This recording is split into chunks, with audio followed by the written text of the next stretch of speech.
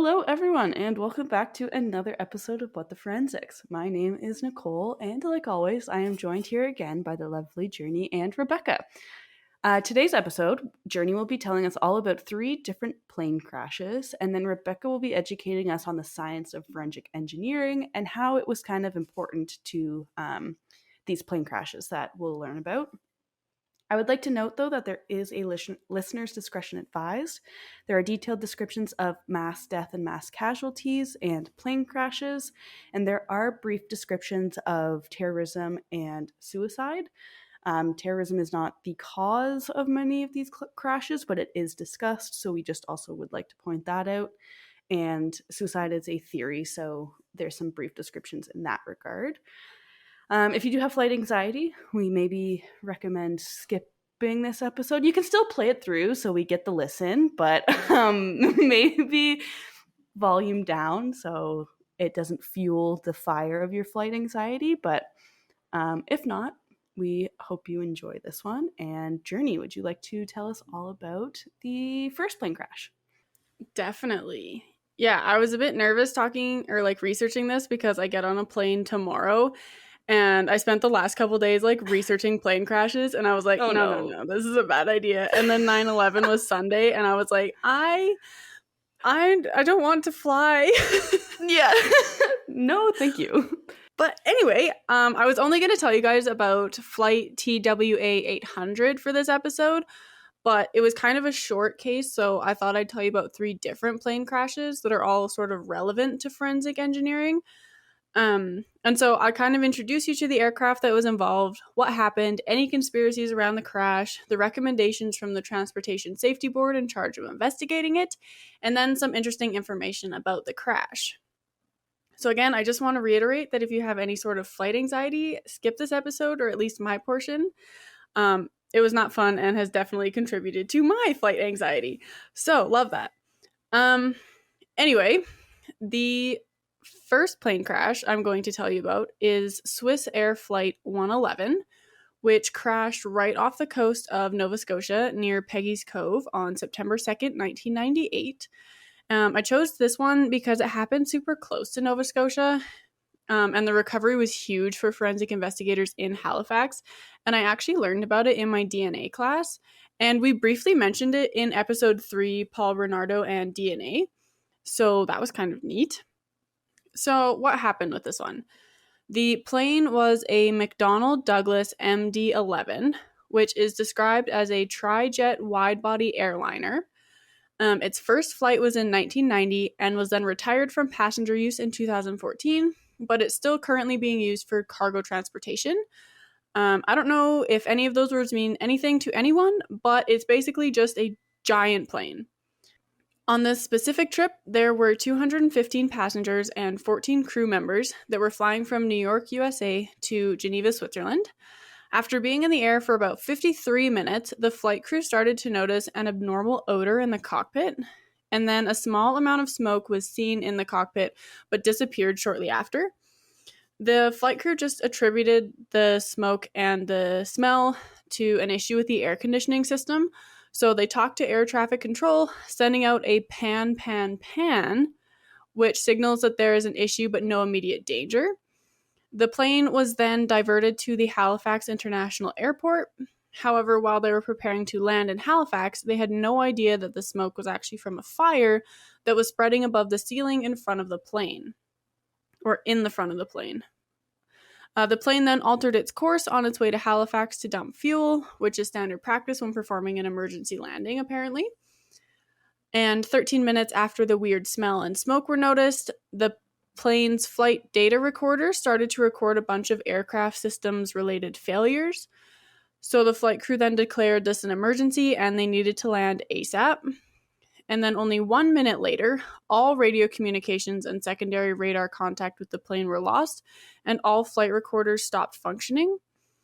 5.5 minutes later, at 10:31 p.m., SwissAir Flight 111 crashed into the ocean 5 nautical miles southwest of Peggy's Cove. The plane was immediately destroyed on impact, and no one survived. So, quite a tragedy. In terms of recovery, about 98% of the aircraft was recovered, and it was determined that the fire had started in the forward overhead area of the plane. So a reconstruction of the plane was made with the recovered pieces, and it was learned that the fire most likely started from an electrical arcing event that happened above the ceiling on the right side of the cockpit near the rear wall. That's just a lot of descriptive words, but I'm imagining kind of towards like the back of where the pilot sits, that like door wall area before where the flight attendants sit. Anyway, the arcing event ignited the covering on top of the thermal acoustic insulation blankets. So I'm assuming just insulation in the body of the plane. And so then the fire spread along the insulation blankets and lit many other flammable things on fire, which sustained and increased the fire. So the smell and the little bit of smoke that the flight crew had noticed was most likely from the small fire that was coming from the initial ignition area and then was moving backwards toward the passenger cabin ceiling. And so as the fire moved back, the smoke stopped creeping into the cockpit area, which is why the flight crew only saw a little bit of smoke. And so then this plane wasn't required to have a built-in fire detection where the fire actually occurred, so the pilots weren't alerted that there was a fire on board, which was supported by their actions taken to immediately land and dump fuel. I don't know why this action supported that they didn't know there was a fire, because I'm assuming that they would have tried to like fight it with an extinguisher or something if they did know. Yes, Nicole? When you say dump fuel, what do they literally just dump it out of the plane as it's in the I air? think so. I didn't question that, actually. I didn't look into that at all. Yeah, okay. I'm assuming they literally just like try and get rid of as much fuel as possible so that if there is a fire or whatever, they don't explode once they land, maybe? Oh. Like, I've heard it before and I know it's a thing. Yeah. So apparently it pushes the fuel out of nozzles in the wing. The fuel disperses over a wide enough area that the particles evaporate into a fine mist. Oh, that's neat. Okay, cool. And even though in the investigative report they later mentioned that the flight crew didn't have any way of fighting the fire because they weren't properly trained and there was no procedures in place for what to do in a fire, so even if they had known that it was a fire, all they could have done was just prepare to land anyway. There was really no way that they could fight it, which is really unfortunate. Oh, and this was kind of neat. There was also a theoretical descent profile calculation, which confirmed that because the fire was progressing so fast and its impacts on the aircraft systems and cockpit environment, they actually wouldn't have been able to complete a safe landing in Halifax when they radioed in at 10:14. They wouldn't have even made it to the airport. Holy smokes. I know, right? Kind of scary. So as a result of the investigative report by the Transportation Safety Board of Canada, it was recommended that the flammable thermal acoustic insulation blankets be removed from the aircraft. There was then new criteria for flammability tests on things that were used in the aircraft. They redesigned flight crew reading lights, so I'm assuming that some of the wiring from those lights is what potentially caused the fire.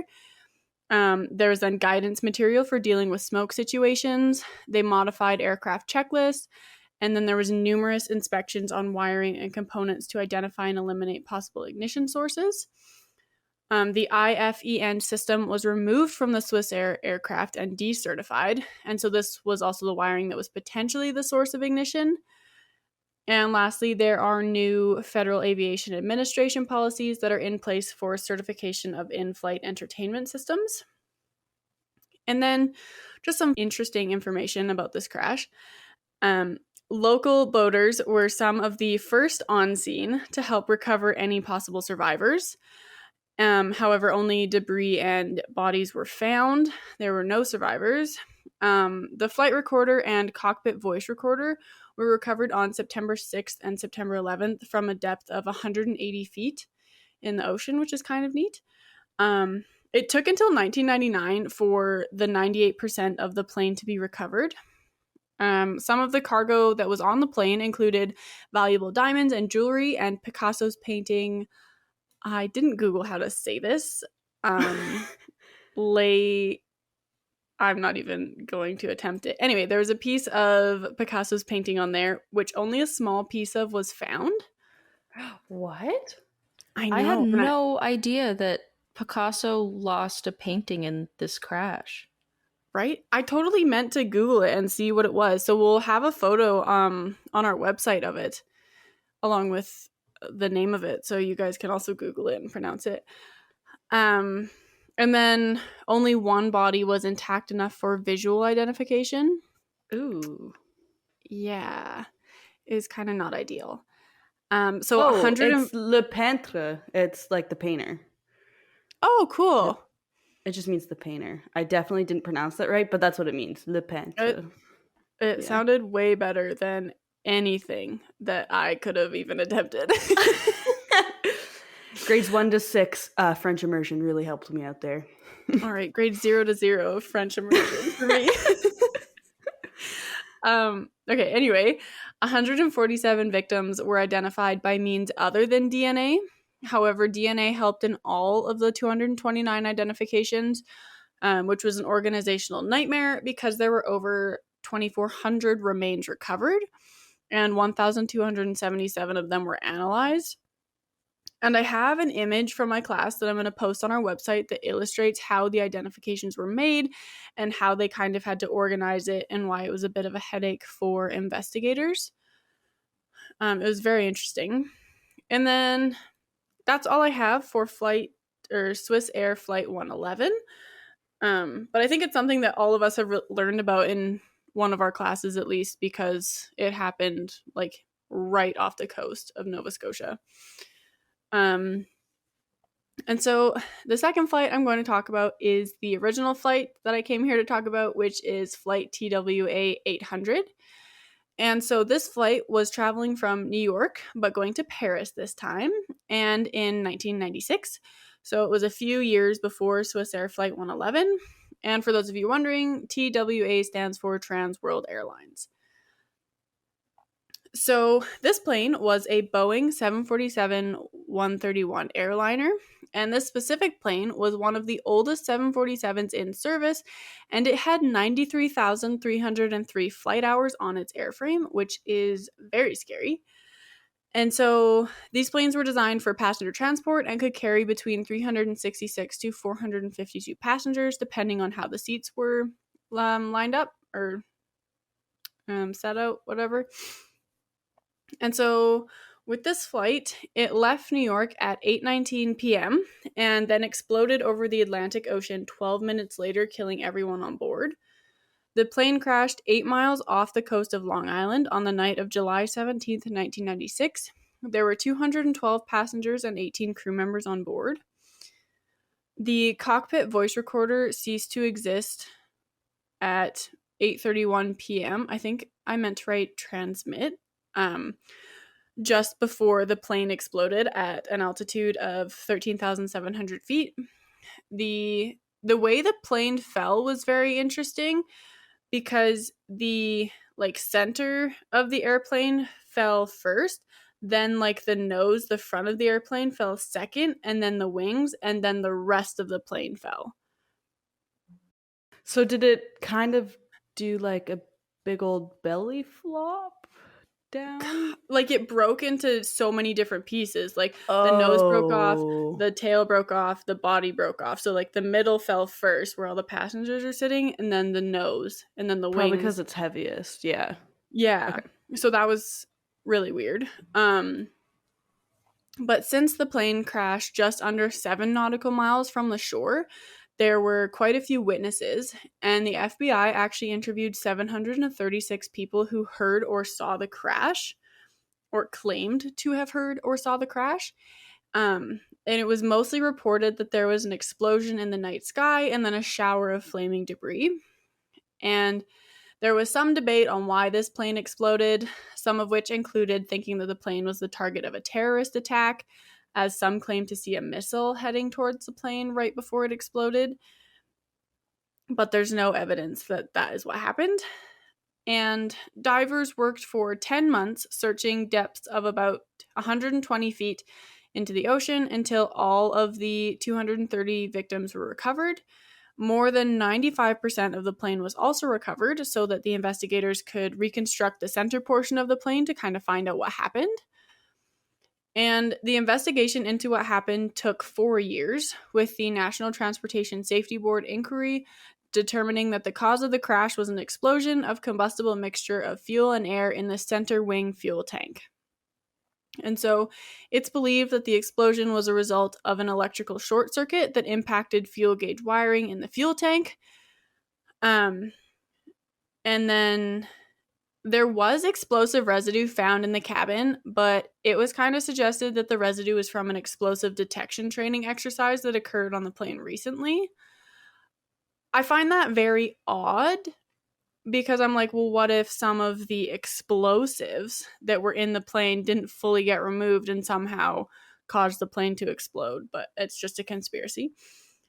And some people still believe that Flight 800 was shot down by terrorists or the US military by accident. And so even though there is no evidence of missile or projectile entry among the wreckage, and what people thought was a missile was actually, quote, the death throes of an airplane that briefly went up before it sadly and inevitably went down, end quote, making it an optical illusion pretty much. And so this quote was from commercial aviation historian Shay Oakley, who has studied this plane crash. In 2021, actually, the safety board's director said, quote, the investigation of the crash of TWA Flight 800 is a seminal moment in aviation safety history. From that investigation, we issued safety recommendations that fundamentally changed the way aircraft are designed, end quote.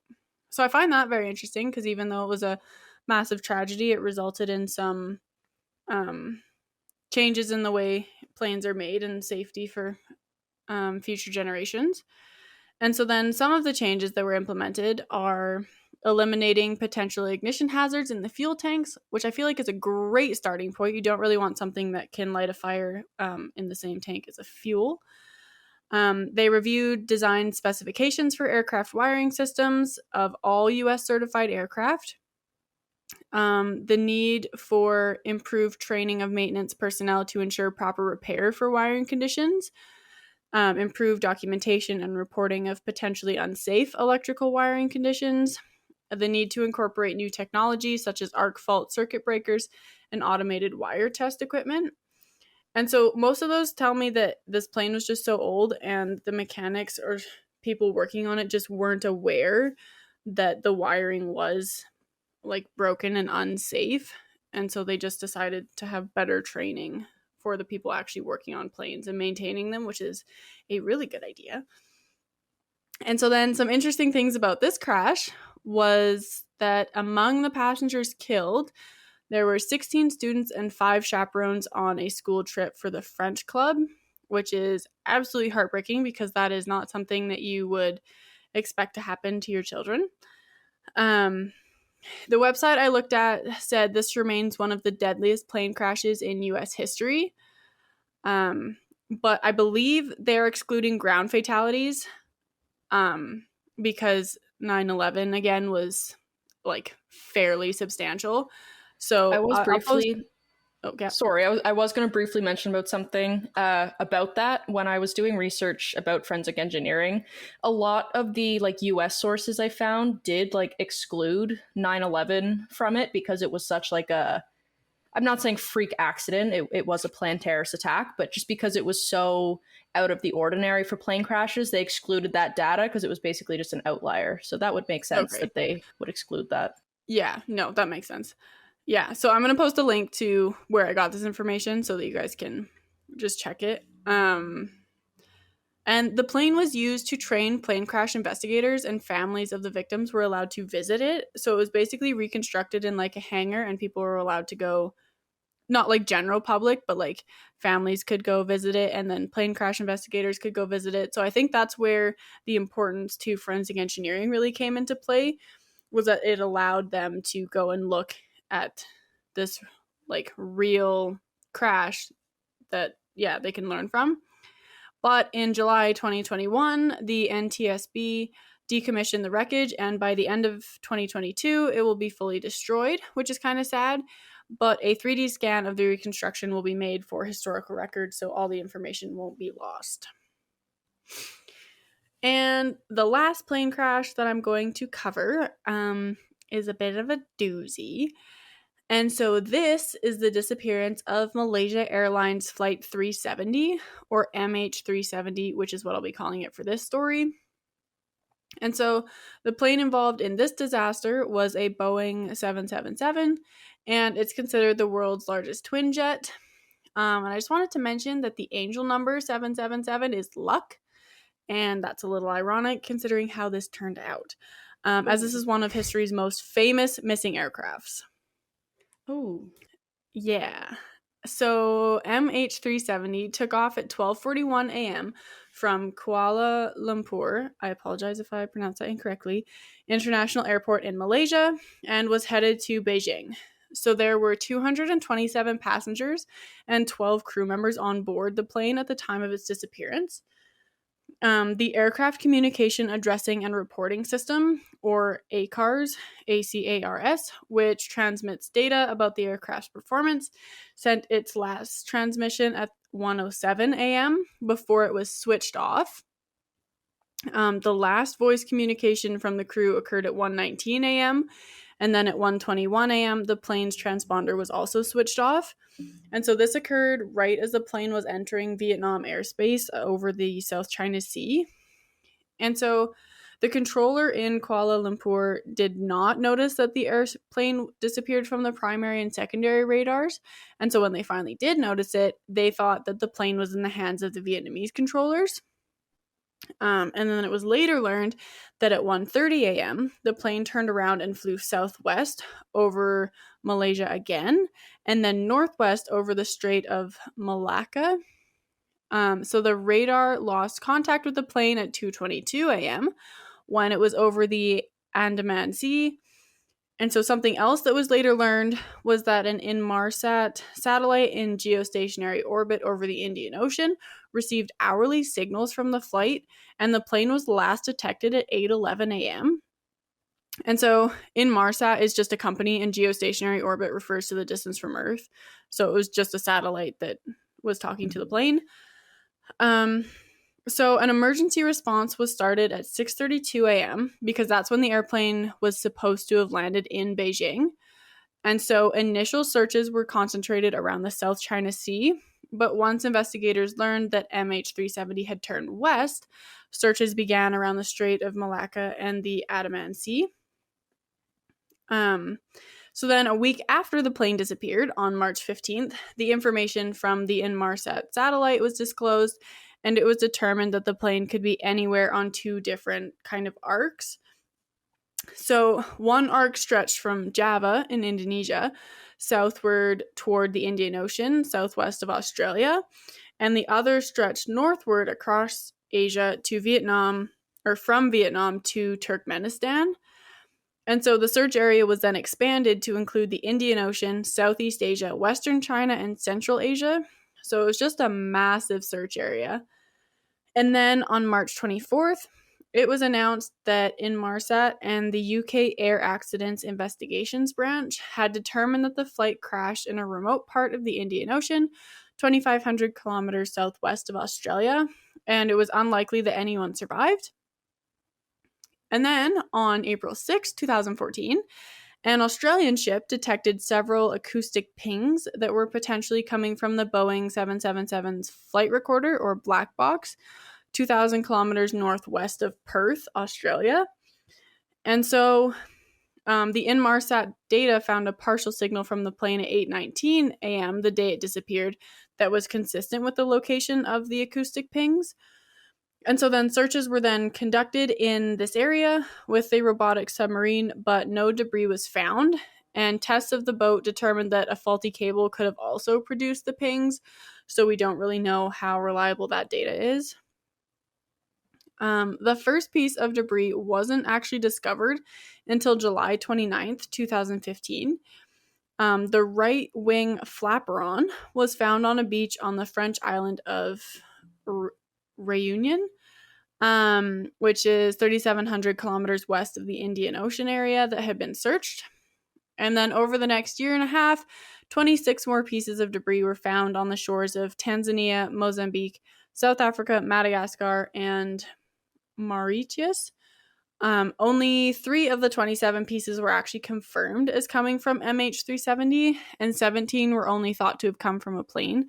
So we don't know how many of the 27 pieces found were actually from that crash.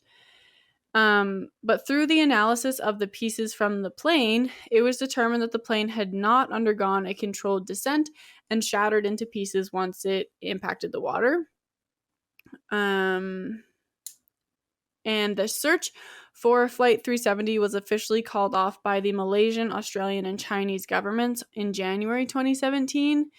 But the American company Ocean Infinity was allowed to continue searching until May 2017.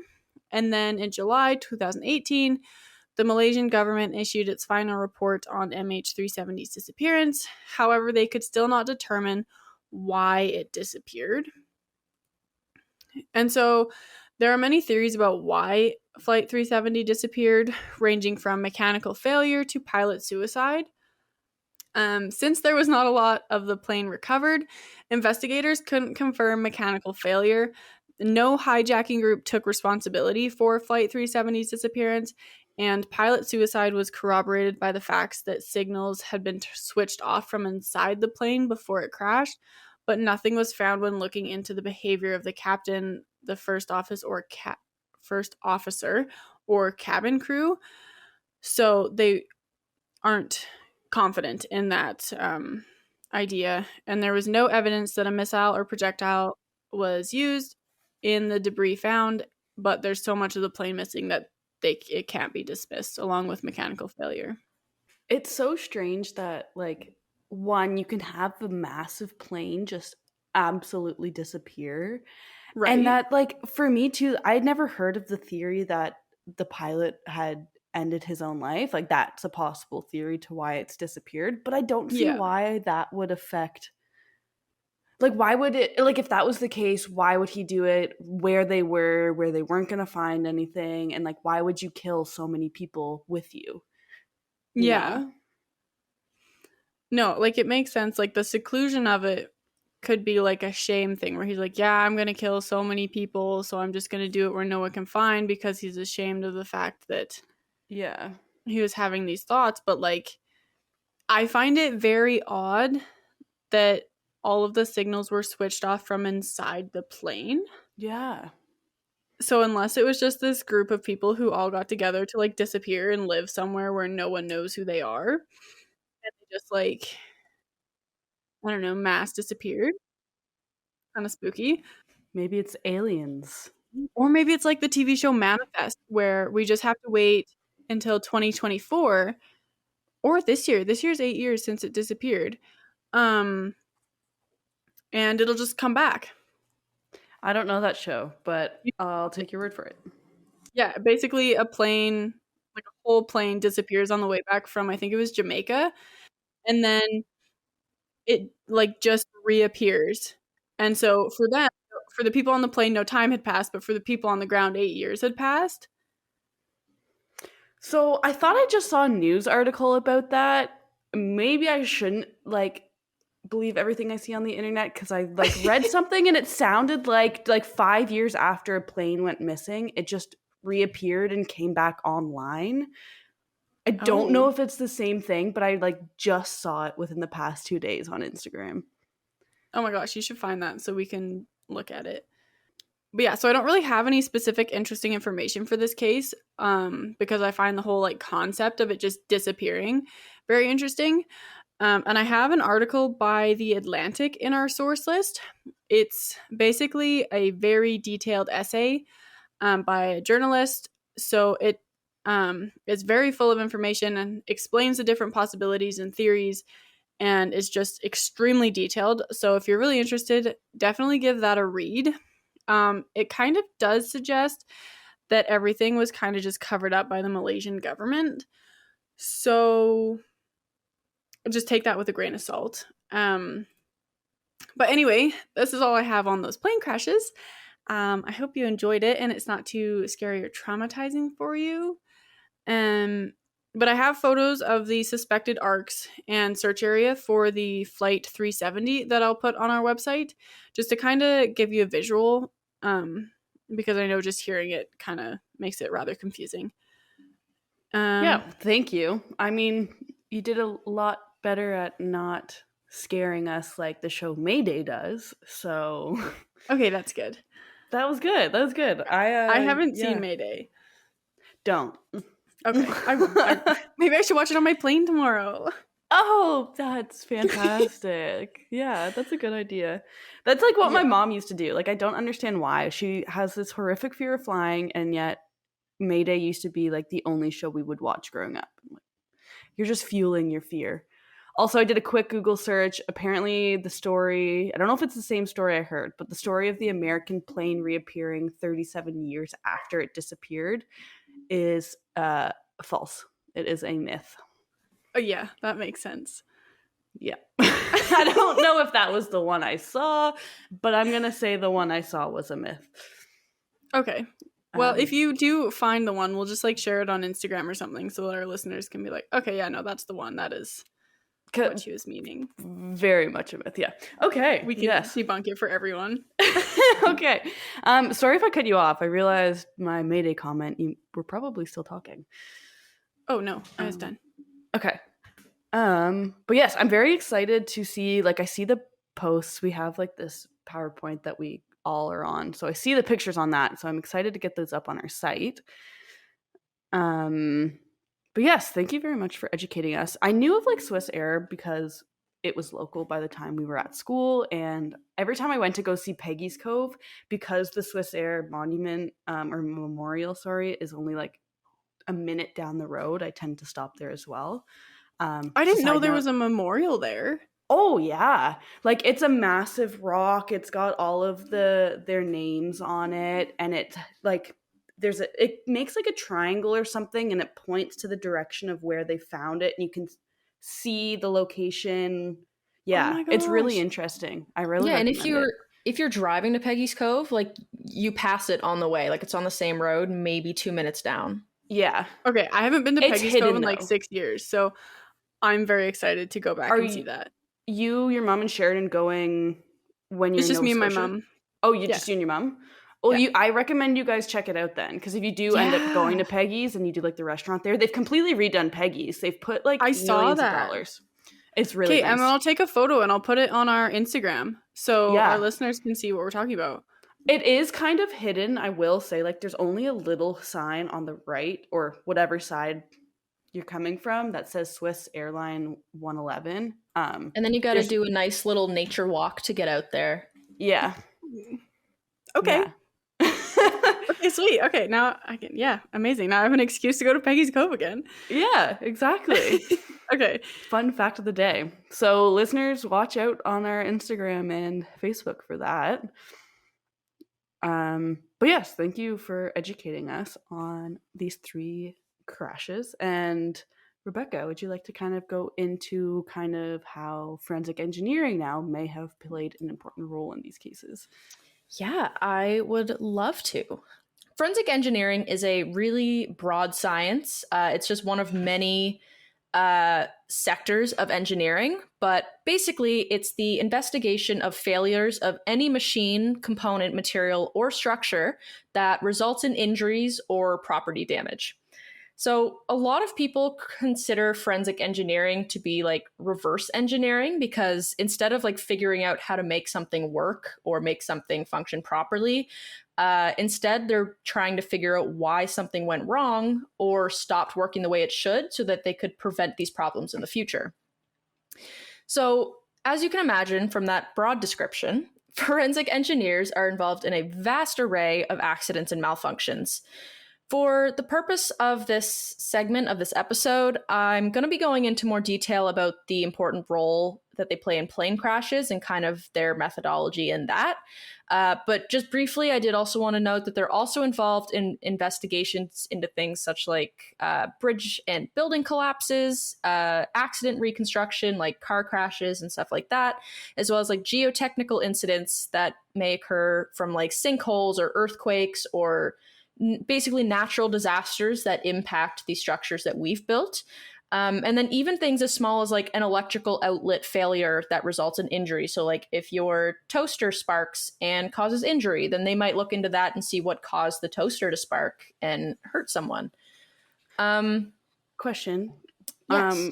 Do you think in like that regard that you'd have multiple like communication with different sectors in forensics? Because I know they have like in fire departments, they have like arson specialists who like if the fire came from the toaster outlet or something like that, like would they work together, do you think, or would that mainly be like the engineer's job?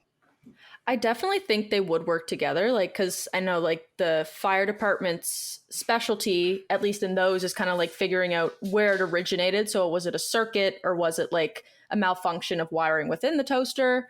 We're specifically speaking toasters, but obviously it applies to other things. Yeah. But at least from what I have found, a lot of forensic engineering is like sort of contract work. But yeah, basically they're kind of called in when like there's the realization that there was like a structural failure or a specific mechanical failure of something that probably would have been due to the engineering of it. And then they're called in to investigate and see how they can make it safer to prevent it in the future. Yeah. So for a little bit of history before I get into kind of the process that they go through to investigate, the very first plane was invented in December of 1903 in North Carolina, but it wasn't until almost a decade later in the year 1911 in the United Kingdom, so across the pond from the US, that the first investigation into an aircraft accident had actually been conducted. So I'm not sure if they just didn't care that aircrafts were falling out of the sky because they were so new and they assumed they were janky anyways, or if this is just kind of the first recorded like official aircraft investigation. But yeah, so it was 1911 in the UK that they had conducted the first one. And the reason they conducted it was because people in the aircraft industry had kind of gotten to this point where they realized that they needed to develop a uniform aircraft accident procedure to try to determine the common causes and ways to prevent these accidents, just because no one had tried to like make a strict set of rules to do it before. So it was really hard to like work with, say, like a United States flight that crashed in the UK, like if they're not working together with the same set of protocols, it's going to be really hard for them to actually do any investigation. So after almost a decade of various aeronautical societies worldwide attempting to create their own uniform accident procedures, in 1919, the International Convention on Aerial Navigation was established, and this is also known as ICAN. So ICAN was established thanks to the Paris Convention of 1919, in which at this convention, they passed a resolution that stated that a technical investigation is required following an accident of an aircraft in a jurisdiction that has signed the Paris Convention, no matter where the aircraft originated from. So say Canada signed the Paris Convention of 1919, and a plane crashed in our jurisdiction, even if somewhere that didn't sign the Paris Convention, it originated from that country, we are still required to investigate it as someone who's part of this treaty. So since the creation of the ICAN, aircrafts have become obviously much more complex, and the investigation process involved in their accidents has also become much more rigorous and uniform, just through a lot of basically trial and error and new laws being introduced, and also just because we needed them to advance as the science of aircrafts advanced. So according to Engineering Design and Testing Corporation, otherwise known as EDT, which is a forensic engineering and consulting company based in the United States, aircraft accidents require a federally mandated investigation, with the 4 phases of investigation being laid out by the Federal Aviation Administration, or the FAA, which Journey had spoken about earlier. So the 4 phases, and it's kind of more like 4.5 phases, are preparation, data collection, wreckage reconstruction, analysis, and reporting, with data collection and wreckage reconstruction sort of being like a 2 in step 2.5 because they're very similar. So preparation is the least interesting and also the shortest one to talk about. But it's also one of the most important aspects of aircraft accident investigation because it's kind of what lays the groundwork to ensure it's done properly. So essentially, it begins the moment someone decides to become a forensic engineer and decides to dedicate their life to this kind of work of reconstructing accidents and discovering the purpose of plane crashes. And this is basically just every step that they take to learning the policies and procedures and obtaining the proper equipment and PPE and assuring that they can work effectively and knowledgeably and safely in these kind of investigations, while also ensuring that they're personally prepared to witness whatever sites they may see during these investigations. Because as you can imagine, with these many casualties, it's definitely not an easy job, especially on your mental health if you're not used to seeing a mass amount of deceased bodies, which I'm sure not most people are used to. So the second phase, which is data collection, begins essentially as soon as the aircraft accident is reported. So for instance, in the Malaysia flight, it would have been reported as soon as they realized that they had gone offline. So the first set of data that they collect is the time, date, and location that the accident had occurred. Obviously, because these tell you where they were last seen, which is very important.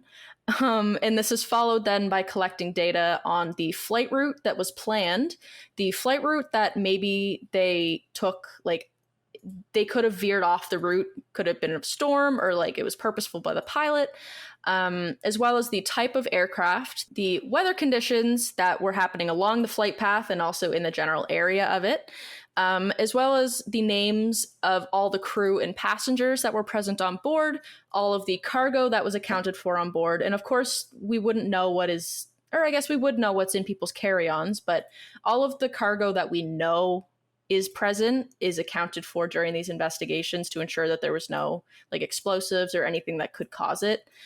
As well as any potential witnesses of the accident, which Journey you had spoken about with the crash that occurred over Long Island.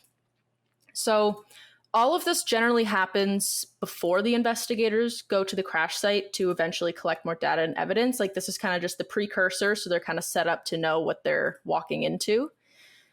So following this, when they actually arrive at the crash site, either if the location is known or if it's unknown or if it's in the middle of the ocean, obviously they're going to get there to the best of their abilities. But sometimes if it's in the ocean, it's somewhat unlikely that they may discover much at that time. They will then go and attempt to find more evidence and data that might provide an explanation for what happened. But before actually going into the scene, obviously they have to kind of section it off to ensure that members of the public can't get into it and can't disturb any of the wreckage. And they also have to ensure that they have the correct PPE because say there's a lot of gasoline in the water, there's a fire happening. Like, of course, we don't want the investigators to get hurt as well. So this whole part of the data collection is pretty much handled the same way that a crime scene would be handled. As I said, they have to secure the scene and everything. And essentially from this point forward, it's almost treated as a criminal investigation. Of course, there's oftentimes not a criminal investigation involved, but the crime scene is still treated with the same amount of seriousness.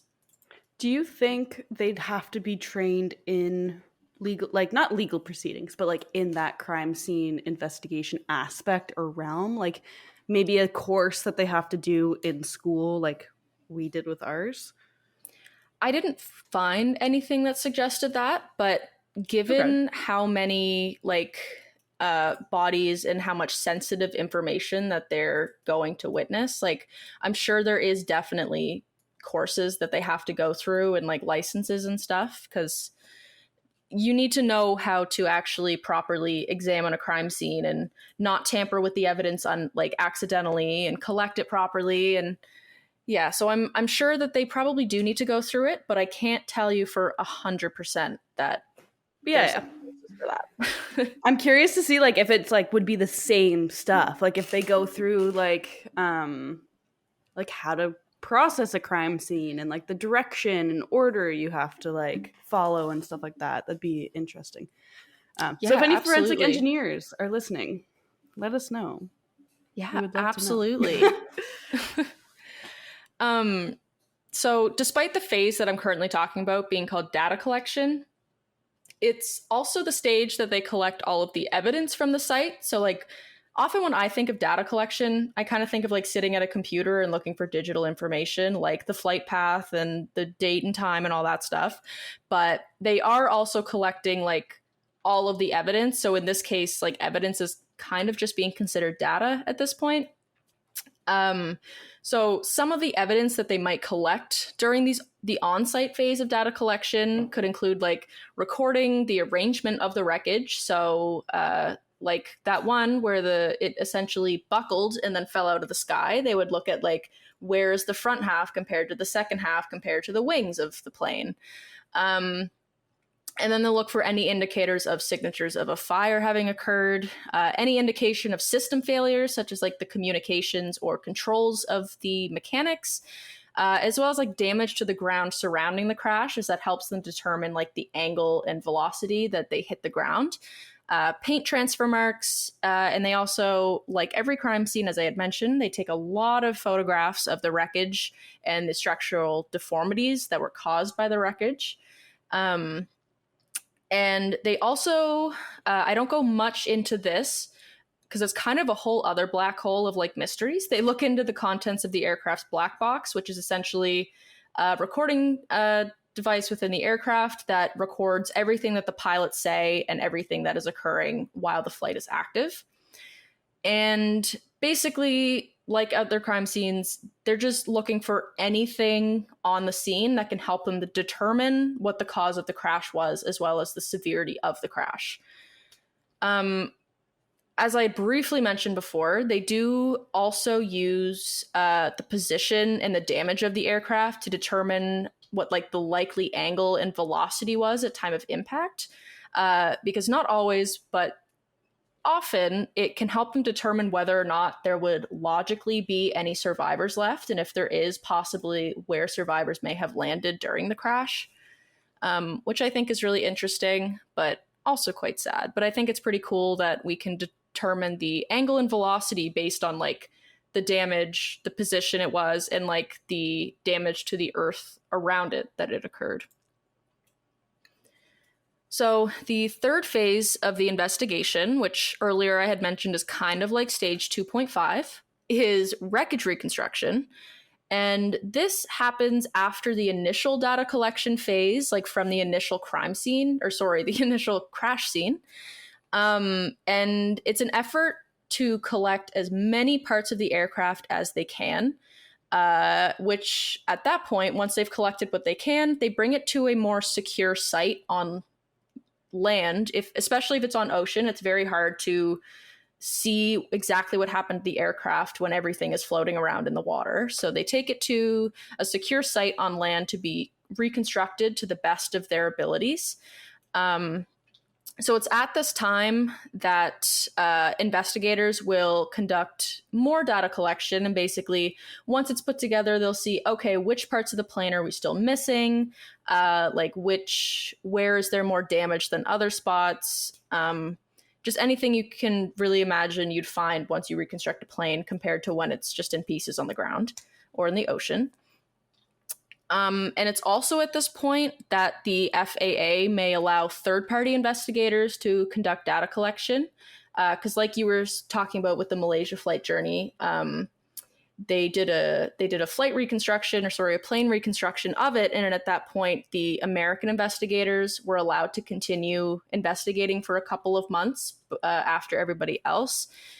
Because oftentimes with plane crashes, there's like one or two authorities that are generally allowed on the site, just because again, like criminal cases, too many people on one crime scene is, you might tamper the evidence. Like the likelihood of that just gets higher every time.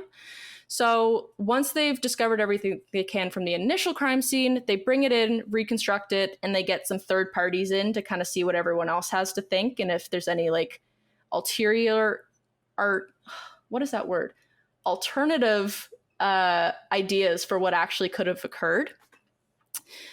So that essentially is the wreckage reconstruction phase, which is why I said it's kind of like phase 2.5, because it's still data collection, but it's like a step after data collection. And then the final phase or 2 phases would be the analysis and reporting. And again, like a criminal investigation, this is when all of the data that they've collected is compiled and analyzed in an attempt to actually determine the true cause of the accident based on what we know from the accident. And then, of course, once they've determined that, it'll be reported to the appropriate entities, which would likely be the country that it originated from, as well as the country that it crashed in. And if it involved like pilot error, then it would also probably go to like whoever deals with that. I'm not positive. I'm sorry.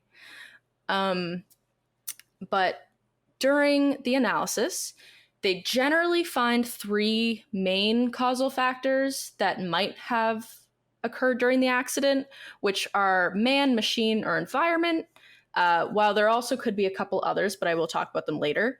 But basically, the outcome of the analysis portion will often determine what steps are next in the investigation.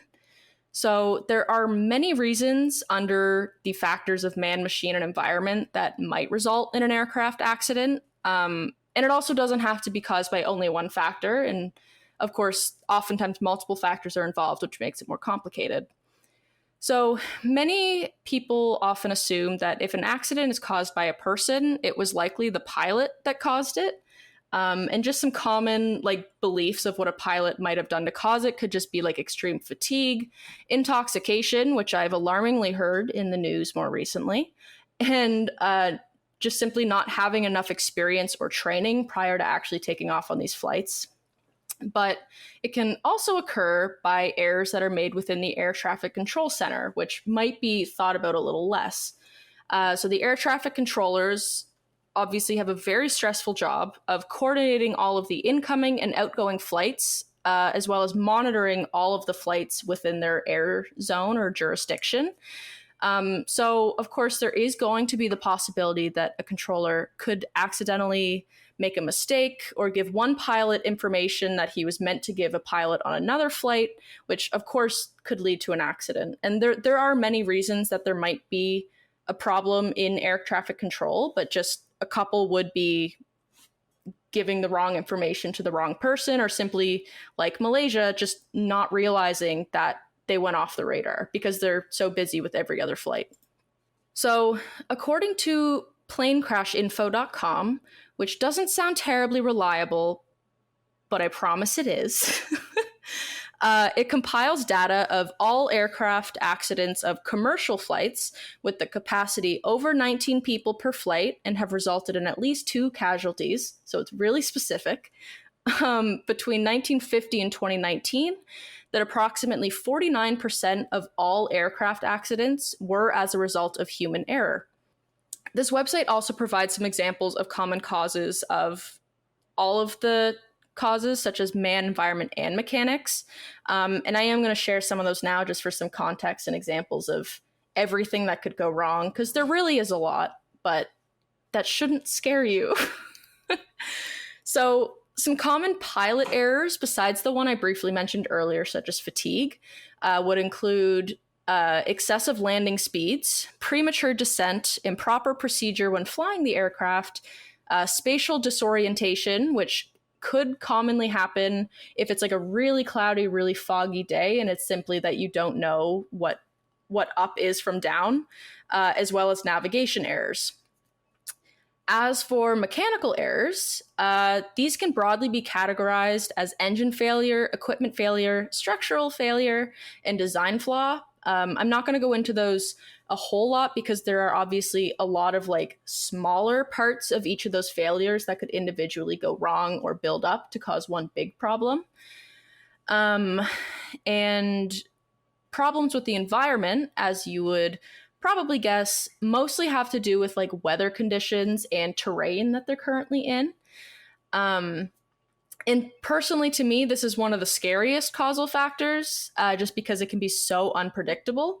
So examples of this would be such as like lightning striking the aircraft, severe winds or turbulence, severe rains that affect the flight of the aircraft or the visuals of the pilot, as well as something called mountain waves, which very simply described is kind of like air and wind patterns that move like waves. So they kind of oscillate around mountain ranges just because of the very drastic changes in altitude. Spicy. I didn't know lightning could strike an aircraft. Yeah, it is quite rare. And also it doesn't actually result in like a crash every time it happens. Yeah. But there is that like rare time that it like everything goes wrong and then lightning strikes and it's just not great.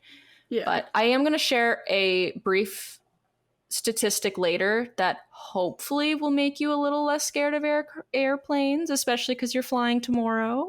I'm freaking out when you said let's talk about everything that goes wrong to cause a plane crash. I was like, this is what I don't need. I suppose it wasn't a good time to do this episode. I know. Oh well, you live and you learn. You'll be okay, I promise. You'll be safe. Thank you.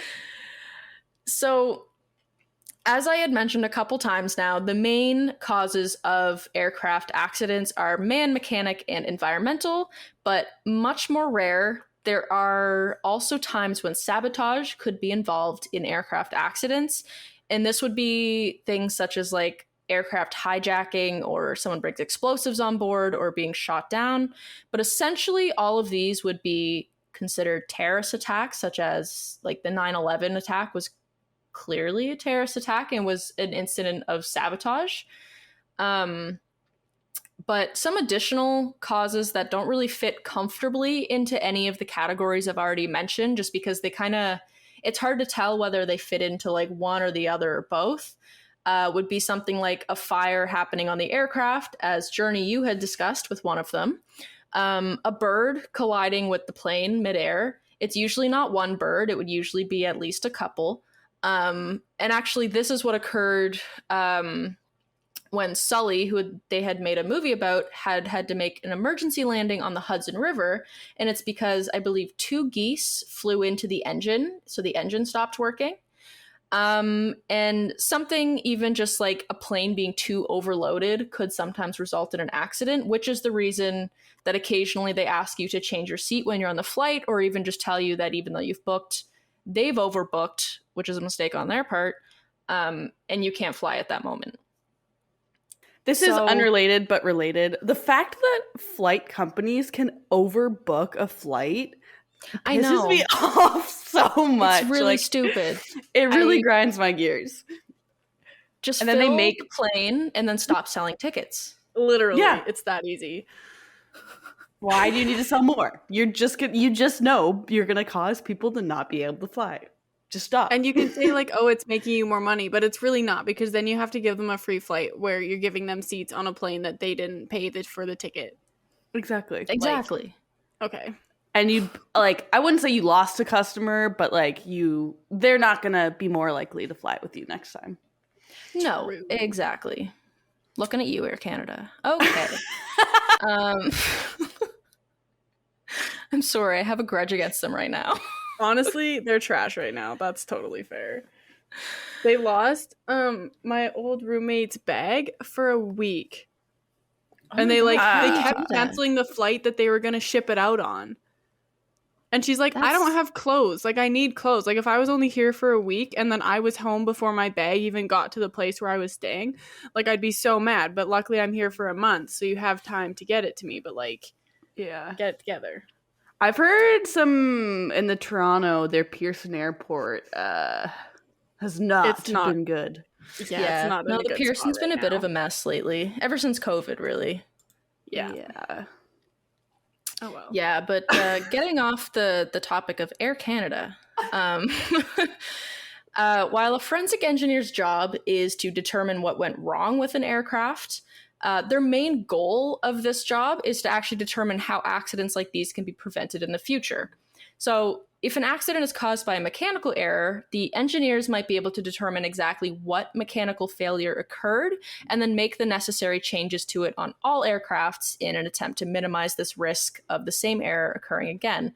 And Journey, you gave so many good examples of ways that they did this during your 3 case studies that I don't really feel the need to go into examples because you really provided very specific examples for each case, and I think they can broadly apply to a lot of aircraft accidents.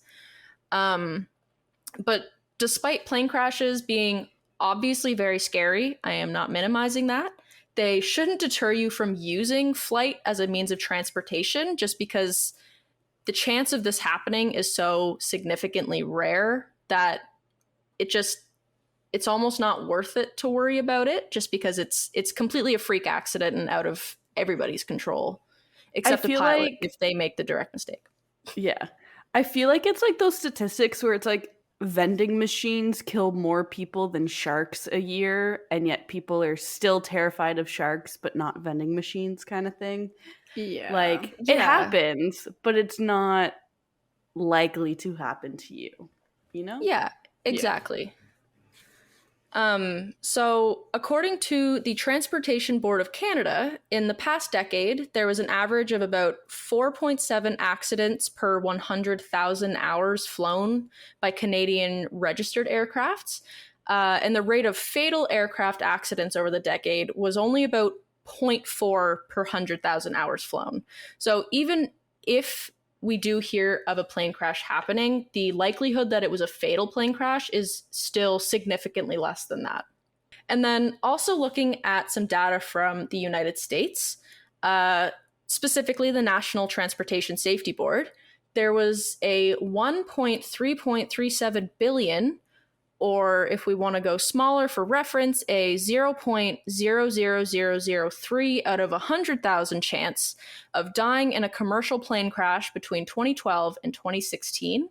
And 98.6% of all plane crashes between 2012 and 2016 did not result in any fatalities. So generally, they are very safe modes of transportation. And just for a little bit of comparison, the gun death rate in the US in 2016 alone was 10.6 in 100,000. So you should be more scared to walk in the United States than you should be to get on an airplane in the United States. Fair enough. Yeah, I was talking to a friend. I was like, recording an episode about plane crashes before I get on a plane is a really bad idea. And she's like, don't worry, like more people die in car crashes than they do in plane crashes. And I was like, that's not helping. I also have car anxiety. And she's like, yeah, well, I guess also need to drive to the airport. Yeah, literally. I'm like, I still have to get to the airport. Thank you very much. You're just doubling your chances at that point. That just makes it worse. Of dying? If you drive to the airport and drive after, yeah. Chances increase significantly. You're welcome. You're not wrong. But if you're a safe driver, hopefully you're okay. Hopefully. I told my dad too. I was like, yeah, we're talking about plane crashes and Journey flies to Nova Scotia tomorrow. And he goes, ooh, that's not smart. Nope, very dumb. But okay. Nope. Yeah, we probably could have planned this better, but it is what it is now. Yeah.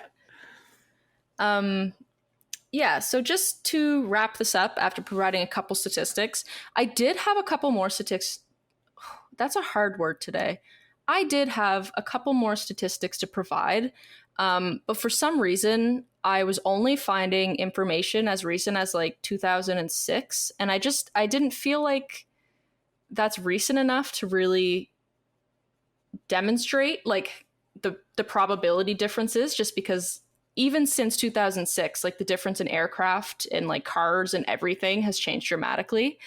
But basically, the takeaway from this is that forensic engineers are very important to the prevention of aircraft accidents, because without them, we wouldn't really be able to improve, or at least it'd be a lot harder to improve on the safety of the mechanics of aircrafts. And additionally, even though flights may be scary to a lot of people, and it really seems like a kind of freak of nature sort of thing that humans can fly like birds.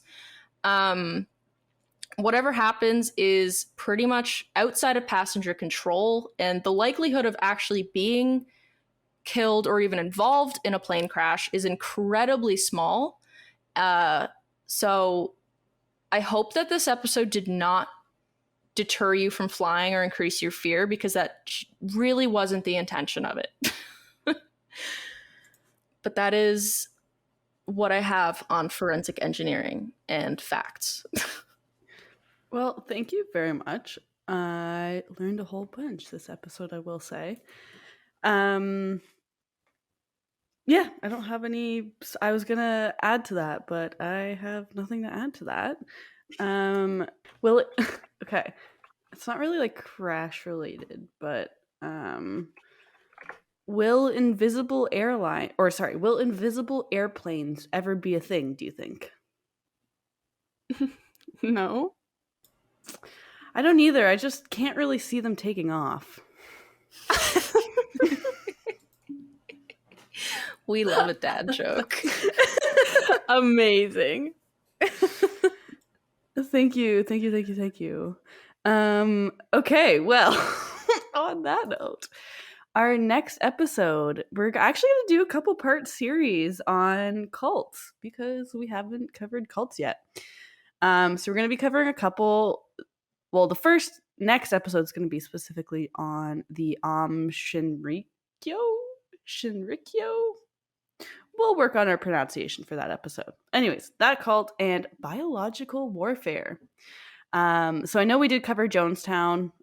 This is a bit different, though. We're going to do kind of a whole cult special, I guess. But yeah, where can people now find us, Journey, to find more about all of us and our stuff? They can find us at Instagram, YouTube, and Facebook at What the Forensics. Our Twitter is WT Forensics PC. Our website is whattheforensics.ca, and our email is whattheforensics@gmail.com. We are most active on Instagram and Facebook, so if you want regular updates about what we're doing, go there. Well, this has been another episode of What the Forensics. We hope you enjoyed it. We hope you are not more frightened to fly planes like some of us. And we will see you next time. Bye. Bye. Just a reminder to everyone that we are not professionals in the forensic science field. We are just interested in forensics and want to share what we are learning with our listeners. We're trying to give you the most accurate information, but we are human and can make mistakes. Thank you so much for listening, and we hope to see you next week.